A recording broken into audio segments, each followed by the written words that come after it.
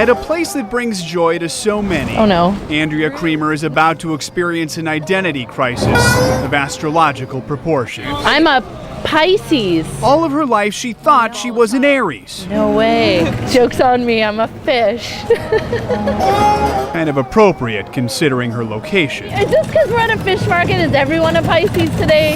If what's going around the internet is true, Couple more things. if the zodiac signs really have shifted, We do people's zodiac signs. imagine what that means for the large chunk of people who got a tattoo of their sign. Yeah, we'll refer you to a really nice laser removal service. Zach Hoffner of Lucky Devil Tattoo Parlor on Capitol Hill jokes that refunds are out of the question, but Maybe we'll run a special deal on getting an astrological sign covered up or something.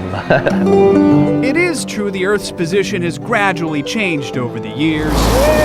Kind of surprised that people are just talking about it now. But Robert Anderson from Edge of the Circle Books says that's just one way to look at astrology. Of the language of the stars. Most in the Western world still prefer tying zodiac signs to seasons. You look at both and you see what each tradition has to offer. He calls this latest talk of a zodiac shift a fad. Earlier it was the Macarena and now this. But it sure has people wondering, what's your sign? Is this for real? Giving the oldest pickup line in the world Man. new life.